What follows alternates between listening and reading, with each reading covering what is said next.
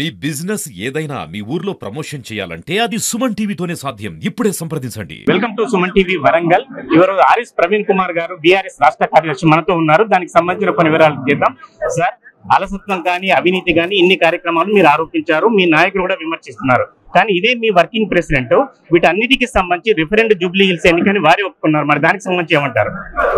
Jubilee hills అదొక ఎన్నికనే కాదండి, పూర్తిగా అవినీతి, అక్రమాలు, అధికార దుర్వినియోగం, అడుగడుగున దౌర్జన్యం, పూర్తిగా మరి ఓటర్లను మభ్యపెట్టి ప్రలోభ పెట్టి ఘోరంగా ఆ ఎలక్షన్ జరిపించిండు కాంగ్రెస్ పార్టీ. అదే విధంగా బీజేపీ కాంగ్రెస్ రెండు కుమ్మక్కై ఎలక్షన్ కమిషన్ కేవలం ప్రేక్షక పాత్ర వహించింది. అక్కడ ఫెయిర్ గేమ్ అనేది లేనే లేదు జూబ్లీ హిల్స్. ఏ రకంగా కూడా ఎన్నిక సజావుగా జరగలేదు. అబ్సల్యూట్లీ. నేను అక్కడ ఉన్నా, నేను బోరబండలో ఉన్నాను, షేక్పేటలో ఉన్నాను. 13 సంవత్సరాల అమ్మాయితోని ఓట్లు వేయించండి.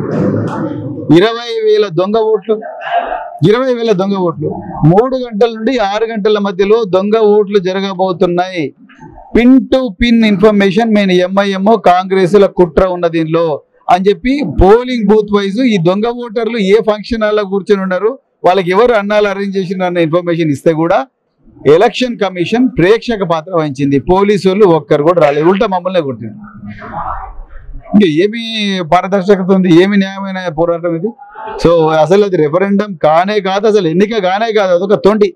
అట్లాగే పత్తి కొనుగోలుకు సంబంధించి పూర్తిగా కేంద్ర ప్రభుత్వానికే బాధ్యత అని కేంద్ర ప్రభుత్వ రంగ సంస్థనే ఇది బాధ్యత తీసుకోవాలంటున్న పరిస్థితులలో మీరు ఇక్కడ లోకల్ కాంగ్రెస్ పార్టీని విమర్శిస్తున్నారు. కాంగ్రెస్ పార్టీ బాధ్యత, కాంగ్రెస్ పార్టీ అధికారంలో ఉంది కాబట్టి కేంద్ర ప్రభుత్వం దగ్గరికి పోయి వాళ్ళ మెడలు వంచైనా, ధర్నాలు చేసైనా, వాళ్ళని అడుక్కొనైనా, వాళ్ళ కాళ్ళ మీద పడైనా తెలంగాణలో ఉండే 30 లక్షల మంది పత్తి రైతులు వస్తున్నారు, ఆ పత్తి రైతులకు న్యాయం చేయాలి. ముఖ్యమంత్రికి అధికారం ఇచ్చింది అందుకొరకే. మీరు చేస్తున్నది ఏంది? మీరు అక్కడ పోకుండా ఇక్కడ జూబ్లీ హిల్స్ ఎలక్షన్లలో పూర్తిగా కూరుకుని పోయి ఇక్కడున్న తుమ్మల నాగేశ్వరరావు గారు, సీతక్క గారు, అందరు మంత్రులు, అందరు ఎమ్మెల్యేలు గల్లీలు పంచుకొని ఓటుకు 2,500 ప్రెషర్ కుక్కర్లు, చీరలు, వాషింగ్ మిషన్లు ఇచ్చుకుంటూ కూర్చున్నారు. ఈ 30 లక్షల మంది రైతుల గురించి ఎందుకు ఆలోచించలేదు? మరి కేసీఆర్ గారు ఆనాడు 2018లో 2022లో వడ్లు కొనకపోతే కేంద్ర ప్రభుత్వం FCI ముందరికి పోయి, అదే విధంగా ఆనాటి వ్యవసాయ శాఖ మంత్రి, కేంద్ర వ్యవసాయ శాఖ మంత్రి దగ్గరికి పోయి నరేంద్ర మోడీతో మాట్లాడి మాకు తెలంగాణ వడ్లు కొనాల్సిందే అని చెప్తేనే కదా రైతులకు న్యాయం జరిగింది. మరి రేవంత్ రెడ్డి ఎందుకు పోతున్నాడు? ఢిల్లీకి మూటలు మోయడానికి పోతున్నాడు. 4 లక్షల కోట్ల అప్పు తీసుకొచ్చి ఆ అప్పును మూటల్లోకి మార్చి ఆ మూటలు తీసుకుపోయి AICC ప్రధాన కార్యాలయంలో ఇస్తా ఉన్నాడు. ఇది వాస్తవం. రైతుల కోసం పోరాటం అయితే నువ్వు అక్కడ ఉండాలి. జూబ్లీ హిల్స్ ఎందుకున్నావు? గల్లీలో ముఖ్యమంత్రి గల్లీలు తిరుగుతాడండి, నాకు అర్థం కాదు. పోయి అందరూ మంత్రులను తీసుకొని పోయి వ్యవసాయ శాఖ మంత్రి అందరూ పోయి కూర్చొని మా పత్తి రైతులకు అన్యాయం జరుగుతుంది, 7 క్వింటాల నిబంధన తీసేయండి, 12% తేమ నిబంధన తీసేయండి, అదే విధంగా మీరు కపాస్ కిసాన్ యాప్ ఏదైతుందో ఆ యాప్ను తీసేయండి అని చెప్పి కొట్లాడాలి కదా. ఎక్కడ చేస్తుంది? నేను ఒప్పుకుంటా కాంగ్రెస్ ప్రభుత్వం ఇక్కడ, అక్కడ బీజేపీ ప్రభుత్వం. కానీ బీజేపీలతో కొట్లాడాలి. 8 మంది బీజేపీ ఎంపీలు ఉన్నారు, 8 మంది కాంగ్రెస్ ఎంపీలు ఉన్నారు. ఏం చేస్తున్నారండి వీళ్ళు? 8+8 = 0 అయిపోయింది. సరే, వాళ్ళ గవర్నర్ గారు ఆమోద ముద్ర వేశారు ఈ కారు ఫార్ములాకు సంబంధించి, కేటీఆర్ మీద విచారణకు సంబంధించి దీన్ని ఏమంటారు?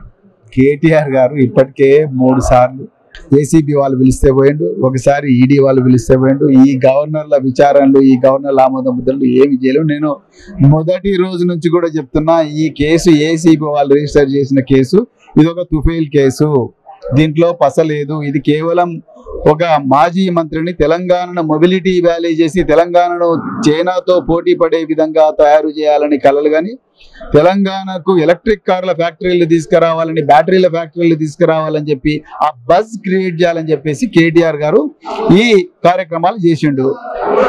ప్రతిది కూడా పారదర్శకంగా జరిగింది. అండ్ ఎవ్రీ ట్రాన్సాక్షన్ కూడా ఆన్లైన్ జరిగింది. అది కూడా పబ్లిక్ బ్యాంకుల నుంచి జరిగింది.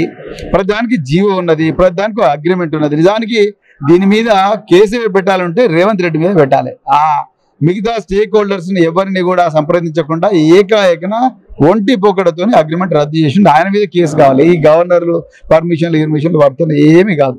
సార్, లాస్ట్లీ చెప్పండి, మీరు ఒక పోలీస్ అధికారి కూడా వరుస హిడ్మా కావచ్చు, అంతకుముందు కావచ్చు, వరుసగా ఎన్కౌంటర్లు జరుగుతున్నాయి, ఒక విధంగా అమిత్ షా స్టేట్మెంట్ కావచ్చు, దీనికి సంబంధించి ఏం వ్యాఖ్యానిస్తారు? నేను మళ్ళీ చెప్తున్నాండి, జస్టిస్ సప్తాబాలం ఏం చెప్పిండంటే, ఒక గణతంత్ర దేశం, ఒక ప్రజాస్వామ్య దేశం వాళ్ళ పిల్లల్ని చంపుకోదని చెప్పిండు. మేము ఆ రోజు కేసీఆర్ గారు ఏప్రిల్ 27వ తారీఖు నాడు ఎల్కతుర్తి వేదికగా కూడా చెప్పిండు. నేను కూడా వ్యాసాలు రాసిన, ఆపరేషన్ కగార్ అనేది బంద్ చేయాలి. మీరు వాళ్లకు డోర్లు ఓపెన్ చేసి వాళ్ళ ఆయుధాలు సమర్పించి వాళ్ళు జనజీవన సేవతో కలిసే విధంగా రహదారులు ఓపెన్ చేయాలి. వాళ్ళు ఎక్కడో పాకిస్తాన్ వాళ్ళు లేకపోతే చైనా వాళ్ళు లేకపోతే ఇంకెవరు శత్రు దేశాల వాళ్ళు కాదు కదా. వాళ్ళు మన దేశంలో పుట్టిన బిడ్డలు, మన దేశ పౌరులు. ఈ భారతదేశంలో పారుతున్న నీళ్లను తర్వాత పోతున్న గాలిని పీల్చిన బిడ్డలు. వాళ్ళకు అందరికి అమిత్ షాకి ఎంత హక్కు ఉందో హిడ్మాక్ కూడా అంతే హక్కున్నది, అమిత్ షాకి ఎంత హక్కున్నదో వీళ్ళకి అంతే హక్కున్నది. ఓకే, వాళ్ళ చట్టపరంగా ఏమైనా పోలీసులను చంపిన మందు పాదులు వెళ్ళి మీకు జైళ్ళలో పంపించండి, వాళ్ళు కేసులు పెట్టండి, జైల్లో పంపించండి. కానీ రాత్రి ఎన్కౌంటర్లు చేయడం ఏంది? సో ఇది పూర్తిగా మేము ఖండిస్తున్నామండి. సో మేము ముందనే చెప్పినాం. అట్లనే మావోయిస్టులకు కూడా ఆ రోజు కూడా నేను చెప్పిన మావోయిస్టులు కూడా ఆయుధాలు వదలాలి, అదేవిధంగా రాజ్యాంగబద్ధమైన పోరాటమే చేయాలి. సో ఎంతసేపు అడవులలో ఉండి ఆయుధాలు పట్టుకొని ఇన్ఫార్మర్ల నేపథ్యంతో పేద ప్రజలను చంపడం అది కూడా కరెక్ట్ కాదు. సాయుధ పోరాటానికి కాలం చెల్లింది, అందుకొరకు మీరు సాయుధ పోరాటానికి స్వస్తి చెప్పాలని కూడా మేము ఆ రోజు అది కూడా చెప్పినాం. అందుకొరకు ఇట్లా గవర్నమెంట్ కొంచెం పెద్దన్న పాత్ర వహించాలి. గవర్నమెంట్ ఒక తల్లి లాంటిది, మాయబాప్ అంటారు, అందుకొరకే రాదు, తల్లి లాంటిది, తండ్రి లాంటిది. గవర్నమెంట్ వీళ్ళందరినీ జనజీవన సేవతో కలిపే విధంగా చేస్తే బాగుంటుండే.